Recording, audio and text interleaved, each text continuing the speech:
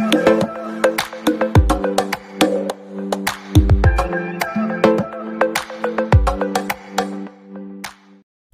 Friends, आपका स्वागत है हमारे आज की वीडियो में।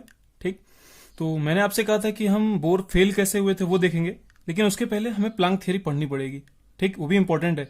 प्लांक याद है? प्लांक कांस्टेंट मैंने आपको बताया था, एक एच करके बताया था, 6.6 टू 10⁻⁻34 जूल सेकेंड। ये कांस्टेंट बताया था ना, ये आया कैसे वो देखते हैं एक बार। ठीक, तो मैक्स प्लांक करके एक वैज्ञानिक थे, एक साइंटिस्ट थे।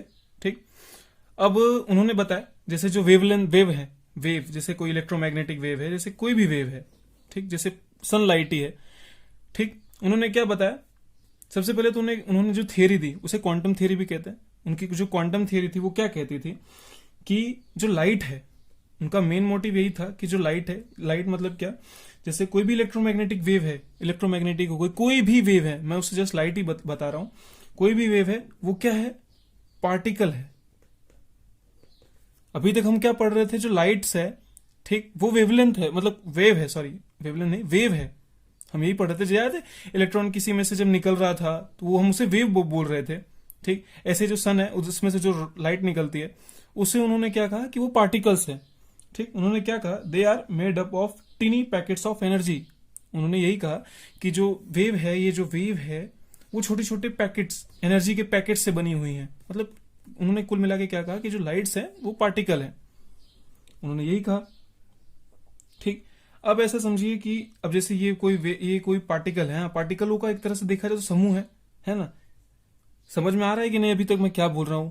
कि प्लांक के अकॉर्डिंग क्या है कि जो अभी तक हम वेवलेंथ पढ़ रहे थे, जो हम वेव पढ़ रहे थे, वेवलेंथ किसका निकालेंगे? वेव का ही निकालेंगे ना। कोई भी वेव हो, इलेक्ट्रोमैग्नेटिक हो गई, साउंड वेव हो गई, विजिबल वेव हो गई, जो भी हमें दिखती, कुछ भी हुआ, उसे उन्होंने क्या कहा कि वो क्या है? वो एक पार्टिकल्स हैं, एनर्जी ऑफ पार्टिकल्स।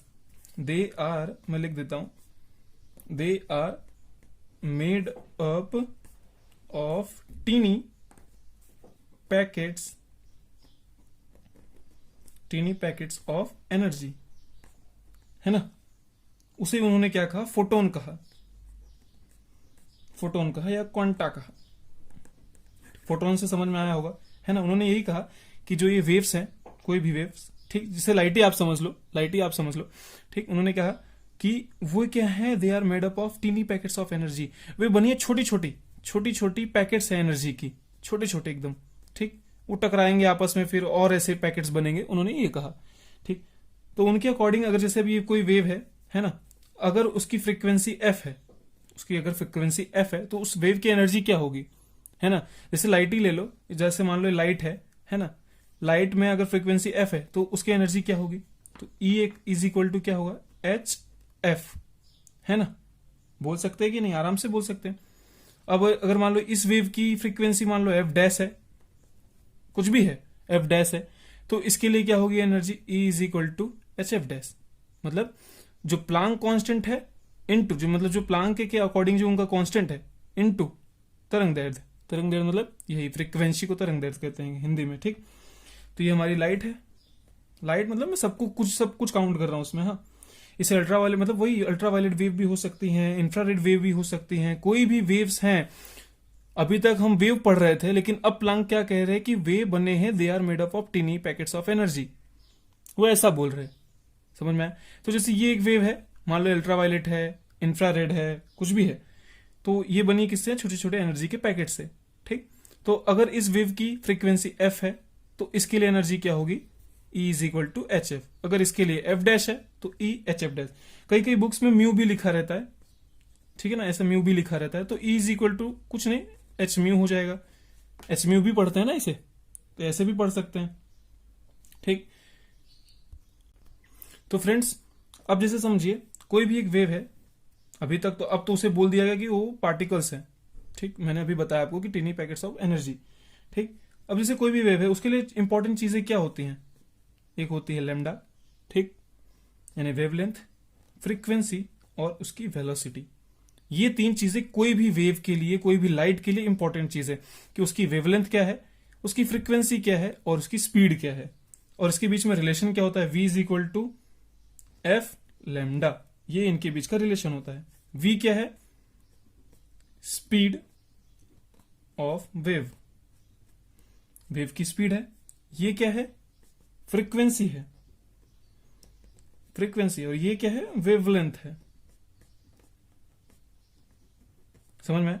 तो कोई भी वेव है उसमें तीन चीजें ही इंपॉर्टेंट होती है ना, हमें उसका क्या पता होना चाहिए, स्पीड पता होना चाहिए, फ्रीक्वेंसी पता होनी चाहिए और वेवलेंथ पता होना चाहिए, तो हम उसके बारे में बता सकते हैं कि किस टाइप की वेव है ना। तो ये उनके बीच का रिलेशन होता है, इससे आप नोट कर ले जरूर।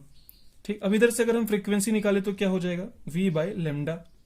ठीक है, अब कोई भी वेव होती है, मैं आपको एक और चीज बता रहा हूं, कोई भी जो वेव होती है, चाहे अल्ट्रावायलेट हो चाहे इंफ्रारेड हो, कोई भी वेव हो, उसकी स्पीड क्या होती है पता है, पता है कितनी कितनी क्या स्पीड होती है, आप सोचो, मतलब क्या हो सकती है, वही स्पीड जो लाइट की होती है, सनलाइट की स्पीड जो होती है, क्या मतलब v इज इक्वल टू सी मतलब क्या, लाइट।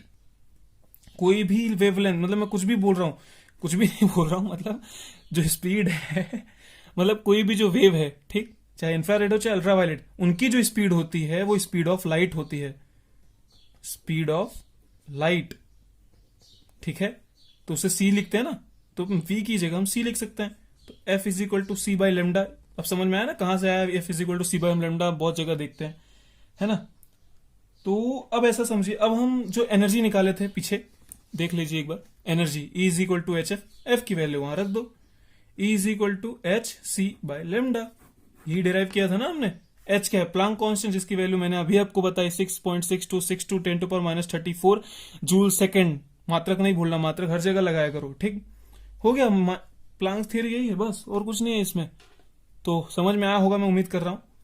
एक बार वीडियो में आपको फिर से समझा देता हूं कि उन्होंने क्या कहा कि कोई भी जो वेव है, अल्ट्रावायलेट हो, कुछ भी हो, इंफ्रारेड हो, कोई भी लाइट है, ठीक, अभी तक हमें मालूम था कि वेव चीजें हैं, वेव है, वो एक तरंग है, हमें ऐसा मालूम था। लेकिन उन्होंने क्या कहा कि जो वेव है वो वेव नहीं है, एक पार्टिकल्स है, छोटे छोटे पार्टिकल्स है, एनर्जी के पैकेट्स है, इनके अकॉर्डिंग ये था। ठीक, अब अगर ये पार्टिकल्स हैं तो इनमें एनर्जी भी होगी, क्योंकि मूव कर रहे हैं, मोशन में है, ठीक, पार्टिकल्स मूव ही कर रहे हैं ना, तो इनकी एनर्जी भी होगी। वो एनर्जी क्या होगी, तो वो energy Planck constant into frequency के मल्टीपल में होगी, तो E is equal to H F का। अगर किसी वेव की जो फ्रीक्वेंसी है वो एफ डैश है, तो उसके लिए एनर्जी क्या होगी, एच एफ डैश। समझ में आया ना। तो वहां से फॉर्मूला क्या मिला, E is equal to H F, या E is equal to H में भी लिखते हैं कई कई जगह। ठीक, इतना आपको समझ में आया, तो हमें अभी तक ये फॉर्मूला मिला। उसके बाद हमने क्या कहा कि कोई भी जो वेव होती है उसके लिए इंपॉर्टेंट चीजें होती हैं, frequency, wavelength and speed. Speed मतलब वेव की स्पीड, फ्रीक्वेंसी और वेवलेंथ, उनके बीच का रिलेशन मैंने आपको बताया, v इज इक्वल टू क्या, एफ लेमडा। ओके, तो यहां से f क्या आ जाएगा, v बाई लेमडा। v क्या है, स्पीड ऑफ वेव की स्पीड क्या होती है, वही जो सनलाइट की स्पीड होती है ना। तो सनलाइट की speed 3 into 10 to power 8 metre पर सेकेंड, पता ही होगा। ठीक, तो v is equal to C लिखा, तो f की जगह c बाई लेमडा, f की वैल्यू उधर पुट कर दी, E is equal to S C by lambda. अभी तक मैं आपको ये फॉर्मूला ही लिख रहा था, लेकिन मैंने इसमें आपको डिराइव करके भी बताया, तो आपको अच्छे से समझ में आएगा। ओके ना, तो हो गया आज का वीडियो, इतना ही है। अगले वीडियो में हम देखेंगे कि बोर कैसे फेल हुए थे। तब तक के लिए बने रहिए। अगर आपको ये वीडियो अच्छा लगा हो तो शेयर, सब्सक्राइब, जो कुछ भी होता है कर दो यार। Bye bye.